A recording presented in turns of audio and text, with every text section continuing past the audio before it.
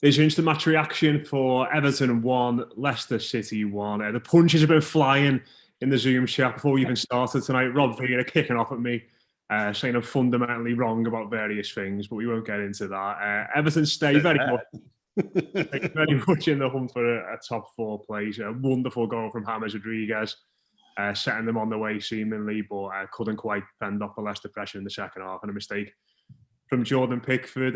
Lyndon, I'll come to you first, mate. We've got Lyndon Lloyd, Rob Vieira and Mark Mosey on the show. But I don't know, one of those games, I think, where some people will see it as an opportunity missed, others will see it as a bit of a point gained. Where are you? Which side of the fence are you on at this point? Yeah, I mean, it's opportunity missed for me. Not only the fact that we took the lead, results have obviously gone our way elsewhere tonight and this week. Yeah, I just feel that if you're ceding 2/3 of the ball to the opposition on your own ground, I know, it was just disappointing. But it's been the playbook for the last few weeks. You know, we get ahead and then we look to contain. It worked at Leicester. It's worked at Sheffield United. It's worked in other matches at Wolves. And tonight you just came up against a team that's I think overall, I mean, you said it beforehand. They're a better team in terms of just being a more complete outfit, I think. And they certainly had a bit more confidence in their ability tonight than I think we did. And so, yeah, I mean, it's just opportunity missed because you get ahead and all of a sudden you can start seeing back into the top 4 and starting to think about what's possible going on from here. So, but I mean, at the end of the day, it's a point that we haven't dropped points to Leicester, which I think is important because I think they're going to be one of our main rivals up there at the top if we're going to try and get into the top 4. So that's a positive, but it's just disappointing. We just didn't give a full account of ourselves. Yeah, Mark, I'll come to you first next because I think Rob very much agrees with Lyndon. I'll let him follow on. Where are you on that one? Because I think if someone had got me a point before the game tonight, I probably would have been happy with it. Probably not quite to that extent. I don't get me wrong. I've come away disappointed from the game, but it's purely because of the hype that was Everton going into this game. I think most Evertonians, in contrast to the last 30 years of their footballing fandom, were actually quite looking forward to this game and quite optimistic about Everton going up against one of the better sides in the league. I think obviously, given recent form, we felt that this was probably a timely and appropriate test for a side that were on a really good run of form. To go back to your original question, I see it as a point gained, primarily because of how complete I thought that Leicester looked tonight. I think if you asked Everton to go into an away game against a fellow Champions League contending side, and we took away our best striker, which Jamie Vardy clearly is for them, then I think the world falls apart and we probably struggle for great lengths of the game. Leicester City are miles away from that. And I'm not saying that Everton are in 10 miles away from Leicester, but I think there's a bit more of a refined end product about them at the moment. It's probably greater than the sum of their parts. I think if you look at the individual pieces of both squads, I think Everton can very much hold their own in terms of the individual ability that we've got. But there seems a lot more, maybe togetherness isn't the best word, but the whole general idea of the squad and the fit of the style of play is very much there for Leicester. It still feels a little bit, and I appreciate that this is on the back of a semi-negative result for Everton, but it still feels as though we are trying to find our way in terms of mainly formation. Tonight was a bit of a throwback to the times where Ancelotti plays 4 formations in 90 minutes. And I think most of us have realised over the last few games that we're quite ready to move away from that and become more of a stable outfit. And I think Leicester, for the vast majority of tonight, looked like that. That said, I know that everything will be pointed towards the fact that Everton were on the back foot for large periods of the game tonight. I don't really see that as a major problem. As much as you don't want that to be your MO in Premier League games, I think if you are comfortable absorbing pressure, that is fine. But there does come a point, and in particular around about the hour mark today, where everyone needs that little bit of a breather. Everyone needs a bit of an outlet ball just to give your side even 60 seconds of a break. Because ultimately, if you invite wave after wave of pressure, bad things will happen. And the frustration coming out of the game tonight is the fact that the goal wasn't necessarily on the back of relentless good opportunities. It was an individual error. So that makes it a frustrating one. But I think on the balance of the season and on the balance of the 90 minutes tonight, I think a point is a good result for Everton. Rob, hopefully you've calmed down now after your angry rant at me in the pre-Zoom conversation. I'm joking, of course. It's never personal, is it, mate? But what are your initial thoughts on that? I think that you can have nuanced thoughts on this. I do think that in the grand scheme of the season, especially as Lyndon pointed out with the results going our way today, and generally speaking, this notion that if we get 4 points out of these 2 games in hand, that puts us in a really good position. But I also, I think sometimes there's this beauty contest that occurs within matches where at the end, whoever's doing commentary in the game will say, well, based on this, the aesthetics of what I've just seen, this team should feel lucky to have this point, or this team should, feel hard done by to only get a draw or to lose the game or what have you. But I do understand that. I do think that Leicester for long periods, especially maddeningly so at the beginning of the second half, had a lot of possession. They had a lot of, just kind of general control, and our inability to kind of keep the ball for any period of time was getting frustrating. But we were still up 1-0. And at the end of the day, and I can't help but maybe do a slight comparison to the corresponding fixture at the King Power in December. But today Leicester had 65% possession. When we were away at theirs, it was 61-39. They had, in that game they had 2 shots on target but 14 shots. So they had a lot of shots. In this game, they had 5 shots on target and 18 total shots. So a bit of an uptick, but we go from talking about how that 2-0 result, which by the way included goals in that game that we scored in the 21st minute and the 72nd minute, which is not too dissimilar from the scenario that looked like it could unfold today, where we score an early goal, we get up early, and then later in the game we're able to press and get a second goal. It's sad that it took the equalizer to get us maybe playing a little bit more, but at the end of the day, the goal we gave up was a completely preventable goal. And the other difference last time is that Robin Olsen was in net. And I don't want to make all of this about Jordan Pickford, because the absences of guys like Allen and Doucouré were certainly felt today. But I don't know that I can look at Andre Gomes and the way he played, which I thought was actually really pretty good today, or even fault Tom Davis to a large degree. Rob, my word. What was that? Off that chance at the end, which he missed.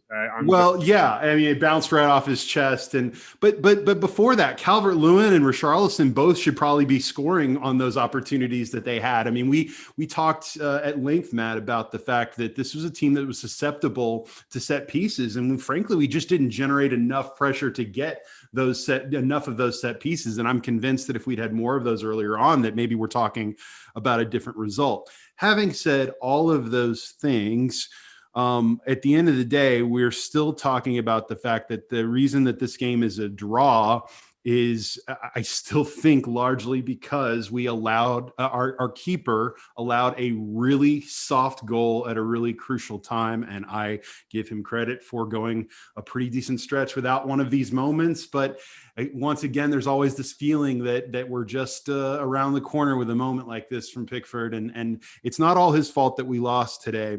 We needed to play better. We certainly could have played better. But at the end of the day, when you look at the result, you look at the basic evenness in terms of possession, shots, etc., this game was not that dissimilar, at least in terms of the ultimate statistical makeup of the last game. And we called that, a lot of people call that our best performance of the season. I thought our defense played well today. I think that I think that the problem was just an inability to retain possession, and obviously giving up that goal, with a crucial mistake at the worst possible time. But Calvert-Lewin and Richarlison had chances to win this game. All those things being said, we're still potentially on track for 4 games out of 2 games in hand that we have, and I do think that we're still, given the results around the league, still in a pretty good position. But it's frustrating because I think that the last thing I'll say on that is that a lot of people say, well, you'd snap your hand off for a draw. Well, maybe if they'd scored a really quality goal, and maybe given the midfield issues, you could say that. But when you actually look at this game, we should be winning this 1-0, or we should be winning this 2-0, not drawing 1-1. And I know that they may have had a lot of possession, but that doesn't necessarily persuade me otherwise. And that's just how I feel. And I think that one of the most frustrating things, Lyndon, is that goal which James Rodriguez scored isn't the winning goal in the game, because sort of like visions at half time was coming on here and just talking about that goal for the entire 20 minutes or half an hour that we do this podcast for. And just because Everton weren't quite on it in the second half, and weren't able to hold on for the win, I think it shouldn't go under the radar. But just a magnificent bit of play, and I think there's a lot of accusations over it. If Rob and Lyndon, you guys have the same comments team about really slack defender from Leicester in that. But I think if you're a defender and you've got James Rodriguez on his right foot, you're thinking, I'm fine here. This is where I want him to have the ball. If he's going to do it anywhere. And for him to produce that, I think it's just a measure of the quality that he is as a footballer. Yeah, exactly. It just shows you, if you just give him that little bit of space, and it doesn't matter which foot it's on, he'll engineer the space and just and put it in the top corner, which I was hoping he was going to do on his left there in the second half. That one went wide. But yeah, I mean, he is potentially the difference maker in that match, without Pickford's error.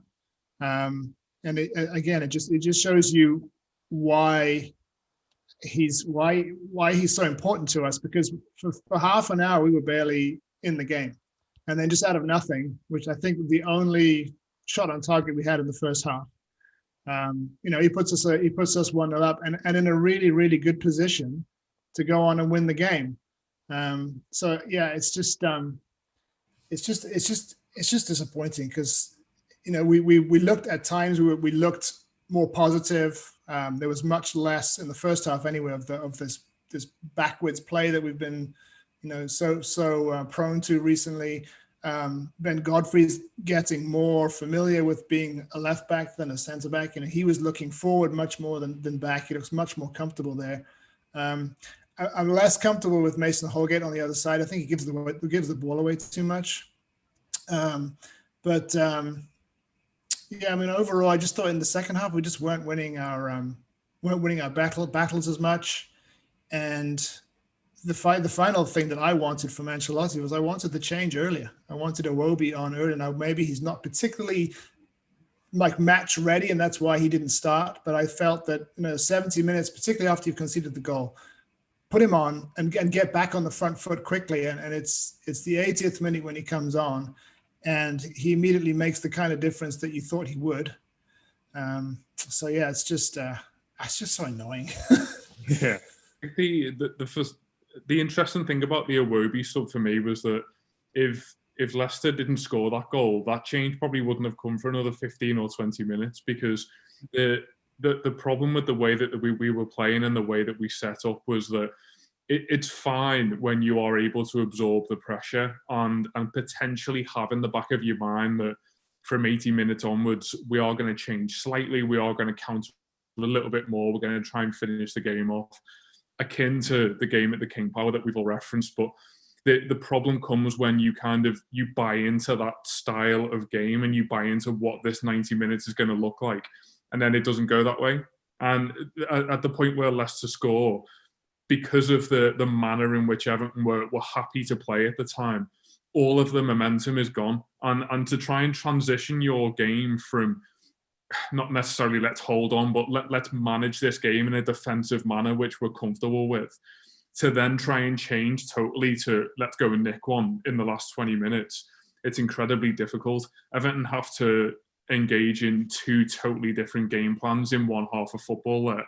Whereas a very capable Leicester side just carry on doing what they're doing. And whilst Everton are trying to figure this out and trying to figure out what's a good result for us and do we go for it or do we hold back, and all the momentum that we had defensively is gone. In the meantime, they're just coming at us time and time again. And I think that's the danger. I sort of thought that happened to them when they scored as well. They were sort of like, right, we're level now. Do we go for the win? And it sort of felt like, because after their goal, they didn't really threaten much. And in the last 10, 15 minutes, we were the better side, creating more chances. And in years gone by, you can exactly picture that situation where Everton lose a goal on 70 and then get battered for the next 20 minutes. And we come out thinking, well, we've managed to cling on to a point, or we've lost 2 or 3-1.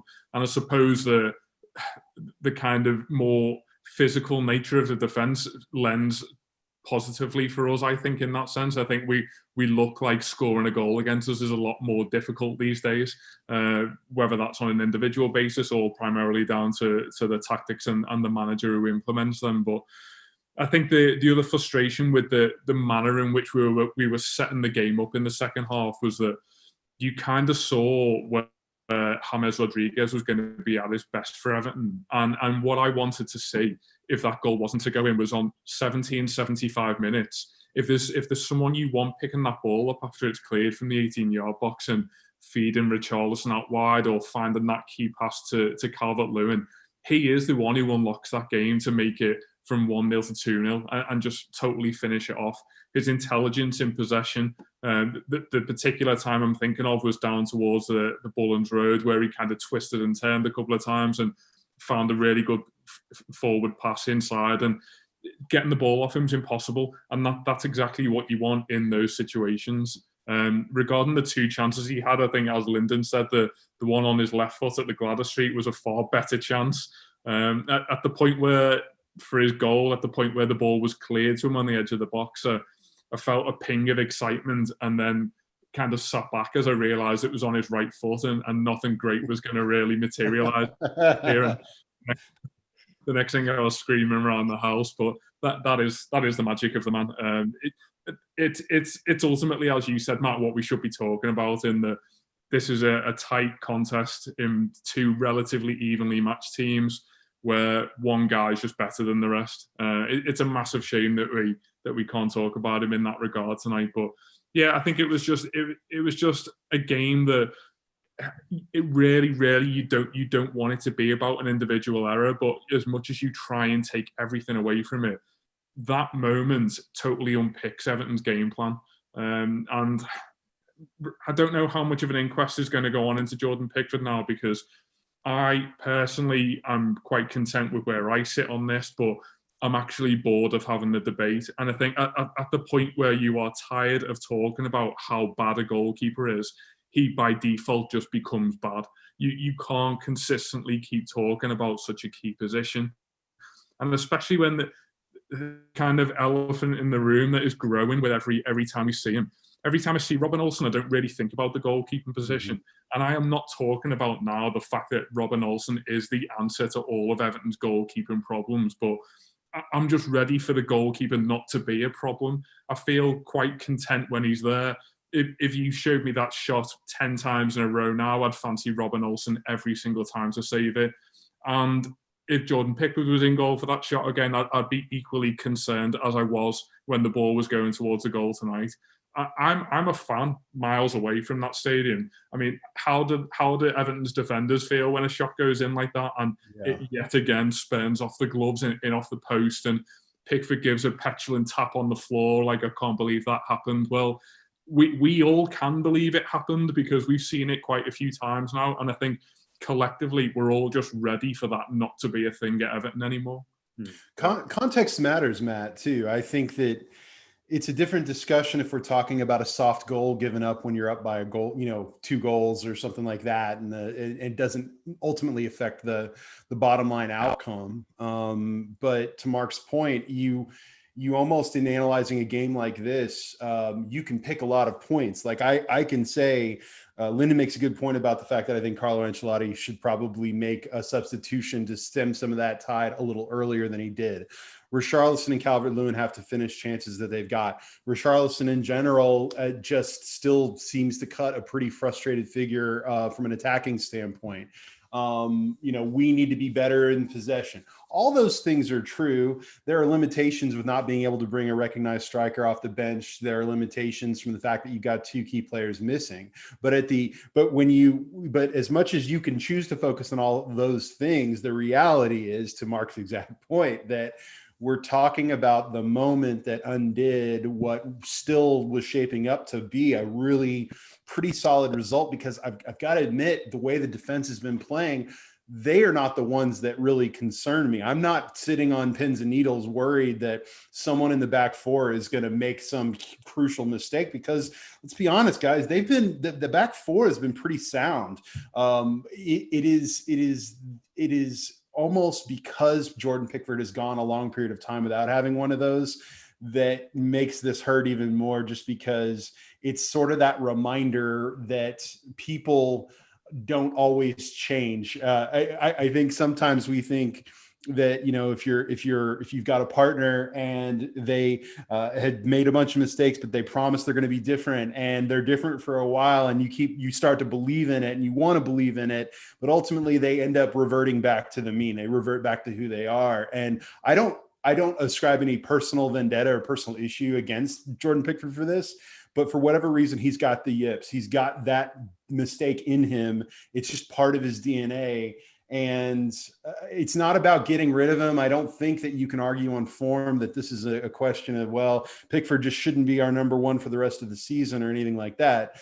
But to Mark's point, in a very Joe Biden boring sort of competent way, when Olsen's in net, I don't think about him for long stretches of time. And I keep coming back to that. I just want that feeling. Doesn't mean he wouldn't ever make a mistake. At Roma, he apparently did. But all I've seen at Everton is him make the saves he's supposed to make. And I just think about that tonight, to Mark's exact point. I think it's a great way of putting it. You have that exact same scenario and that same shot coming against Olsen, and all of us believe he's making that save. Yeah, to be honest, I did not expect to come on here tonight and have Robin Olsen compared to Joe Biden. That is not something I thought we'd be discussing at half time. Lyndon, where do you sit on the goalkeeper, mate? Because I think, listen, I've been very critical of him on these pods down the years, and I think ideally in the summer I'll be looking for Everton to go out and get a replacement. But in interest of balance, I think the last 10 games, maybe a bit more than that, he's put together a decent run.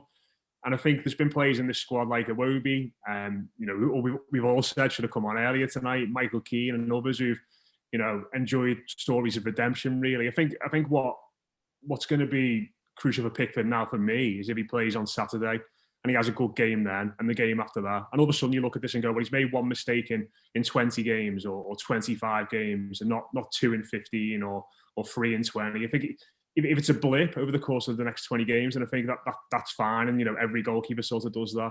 But I think it's important now that he puts it out of his mind and goes on another run like he's been on recently. Yeah, I think that's the most important thing. Is it going to be a blip? Because his history will tell you that they tend to come in waves. He tends to just sort of lose his focus, and then there's 3-4 games in a row where he's done something. I mean, yeah, you're right. He has been good in the last few weeks. A lot of that, I think, owes to our defensive solidity. He hasn't faced as much in recent weeks as he was before that, when we were conceding goals all over the place. But we haven't mentioned it, but it was the corner that the goal was scored from was his error as well.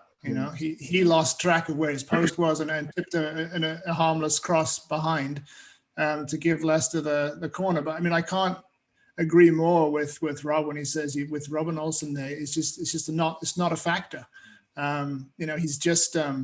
He's a bigger goalkeeper, which is an advantage. And if you're Jordan Pickford, then yes, he's unsighted. Yes, the ball's wet. The conditions aren't great, but that is your fundamental bread and butter job is to make those saves, and you have to compensate for a lack of size with greater, awareness and focus, and all the rest of it. So, yeah, I hate sort of focusing on negative things and being personal about individual players, but if over the course of the season one keeps coming back and the focus keeps coming back on that player, then ultimately it's up to the manager to eventually move him out of the firing line and get someone in who is more reliable.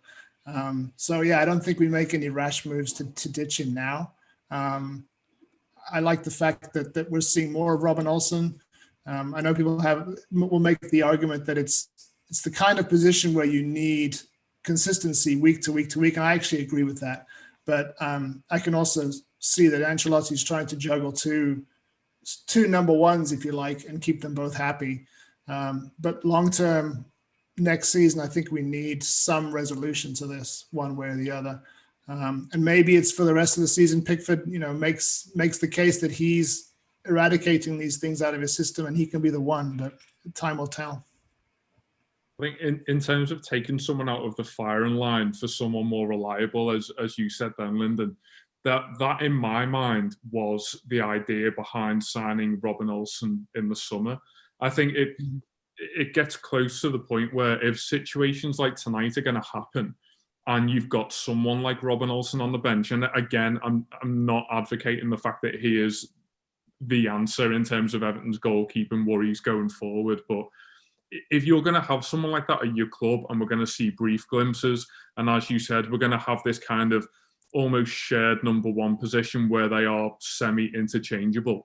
If situations like tonight happen and Jordan Pickford doesn't come out with a starting lineup for the next couple of games at least, and Olsen isn't integrated in that sense, then doesn't it make the whole move that we've made in the summer a little bit irrelevant?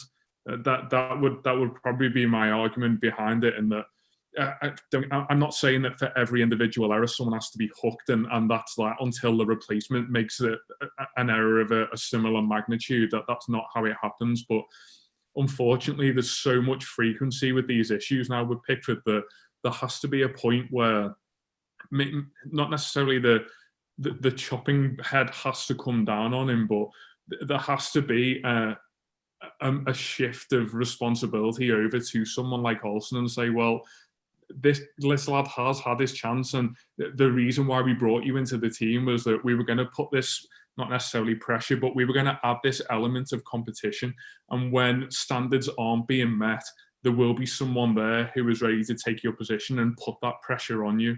And I just feel as though if we don't make big decisions like that, then the whole competitive element of having a really good high-level Premier League squad kind of goes out the window a little bit. I will always point back to the fact that we've seen this far too many times from Jordan Pickford. I'm almost ready for it to be Robin Olsen or anyone else at this stage, because I know it's a really flippant point to make, but I genuinely don't think it can get much worse. The level of anxiety that I feel when the ball is in particular in the air, but generally in our 18-yard box, and Jordan Pickford shows an interest in the ball, my fear is off the scale. And it can't be like that for us. It can't be like that for other footballers. And I think purely from a club decision and a financial point of view, going into, it's not going to be January now, but going into the summer, I can't see a situation where we don't find an equivalent goalkeeper or a higher quality goalkeeper for a quarter of the value that Jordan Pickford offers. I mean, we were talking about a Chelsea team sniffing around Jordan Pickford for 50 or 60 million pounds last summer. I mean, the fact that is even a story is bonkers. Exactly. Yeah. So, I mean, I just think in terms of a value for money point of view in a position, and again, I'm not saying we have a fire sale of every player who's made an error this season, but going forward over the next 3 or 4 years, there has to be a shift. And I just can't see a situation whereby we look back in 2024 on a successful Everton side and say that Jordan Pickford was instrumental in that. I hope to God I'm wrong, but I just really don't think I am. Yeah, just to finish off then, try and be a little bit more positive when it comes to that. Down in 7th in the Premier League. This has been your Jordan Pickford post-match show here on the Blue Room. Yeah. Do you know what? I hate talking about that, lad. It's just one of those things. But seventh in the table on 18 points. Sorry, on 18 games, not 18 points, but yeah, 33 points. Rob, I'll come to you on this one, mate. Beat Newcastle on Saturday, and we go to 36 points. That will put us on course to level our record Premier League points total ever. I think what happens on Saturday now puts this game into, we can sit here now and talk about how we feel about it and whether we're frustrated or we think it's a point gain. But I think if you win on Saturday against Newcastle, you go into the games over the next few weeks, all of a sudden you look at this Leicester game and think, yeah, just one of those matches you have to get through, get a point and move on.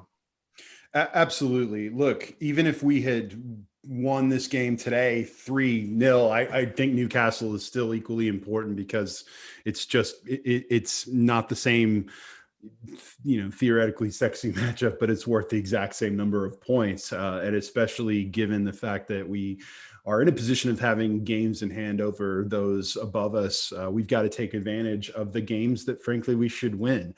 I think that it's been part of what has been weird this season, and part of what has brought everyone back to the pack, if you will, have been games that big sides or just even good sides have either lost or dropped points to sides that they really frankly shouldn't be. Look what happened at the exact same time as this game today with Sheffield United winning against Manchester United. I mean, I think that those are those. I don't think Carlos should have to point too much to any particular result to give Everton a good enough warning about how they can't take this weekend's game for granted, especially given the fact that we've already lost to Newcastle this season. So, the as much as we are sitting here focused on the angst that comes with an opportunity that has been lost, we should again remind everyone that not all has been lost.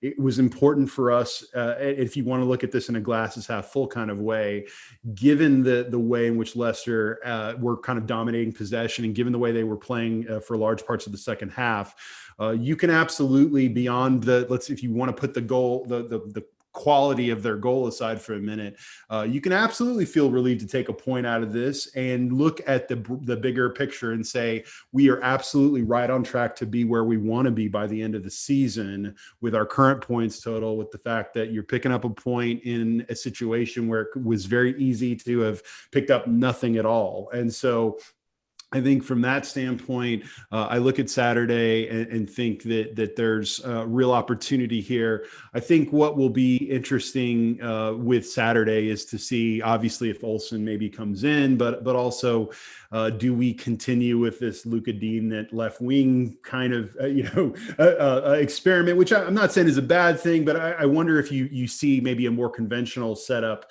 with Dean back at left back, with Richarlison and Iwobi flanking, and maybe make a decision about either resting Holgate or Godfrey or something like that. But ultimately decisions have to be made. But I still think we're in a fantastic position. It hurts to not win today, but I still feel incredibly bullish about Everton's prospects.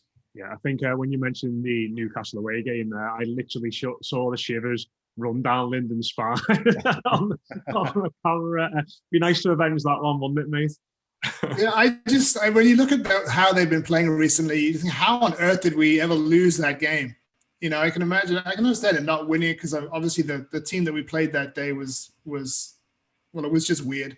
But just to lose that game, and I know that there was issues around how they got the penalty and all the rest of it.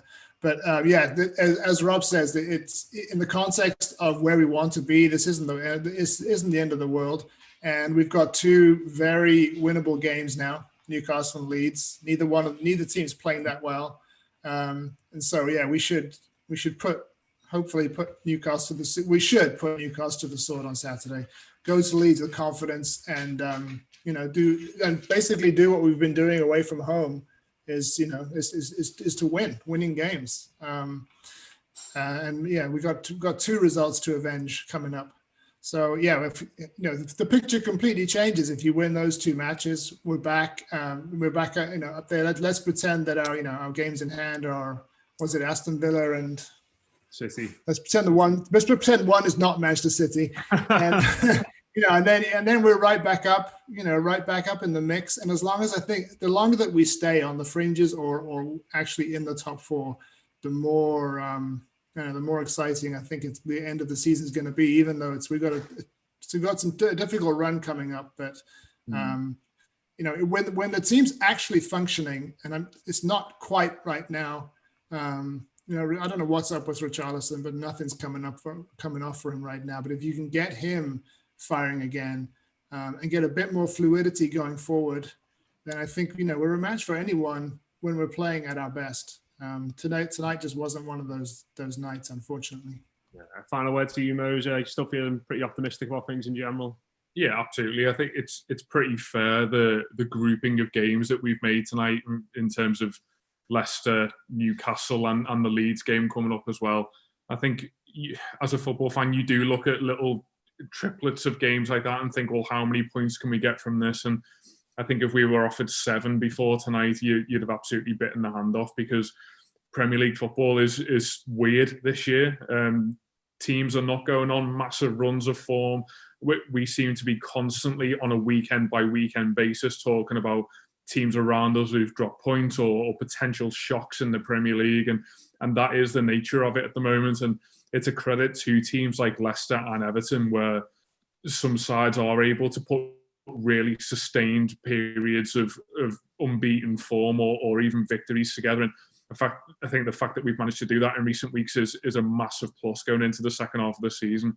I think the challenge now is a similar one to what we referenced at the weekend, in terms of when we had a relatively poor performance against Rotherham. The challenge was to pick yourselves up and have a point to prove at Molineux, and even to an extent against Sheffield Wednesday in the Cup at the weekend. And I think the positive aspect of Ancelotti's management so far has been, when Everton have a bad result or a bad performance, it doesn't spiral out of control in a way that it has done under previous regimens.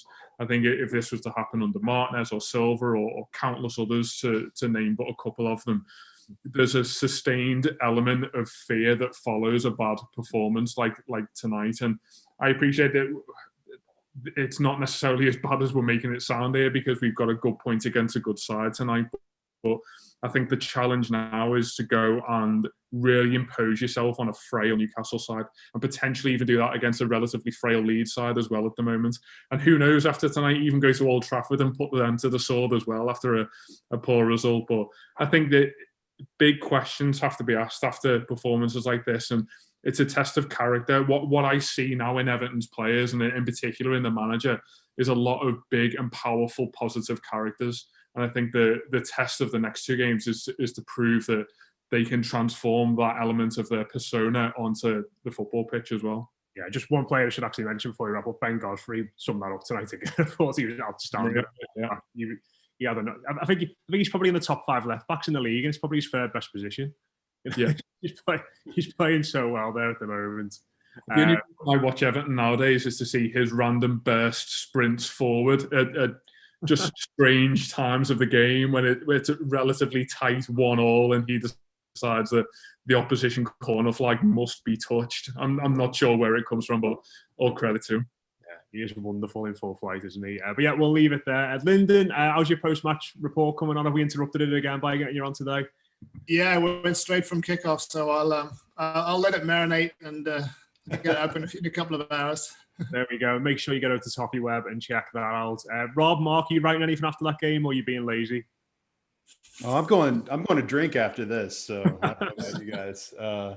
Yeah, no, I just, as a shameless plug, Mark and I are going to be doing Kickabout tomorrow, so I'm sure we'll talk more about this game. And don't worry, guys. For those of you who are really concerned, I'm sure we will devote some quality time to Yerry Mina. I thought you were going to say Will Sahar. Yeah. Well, yeah. There are a couple days left in the window. No, I was going to say, Matt, if you can find me video of that moment that I missed in the first half that you were soliciting, I've got to see this. I unfortunately had to miss. I could only keep one eye on the game in the first half, and the part of the first half, so I must have missed that. So this is the Yerry Mina run up to the free kick he took at the end of the first half. Yeah.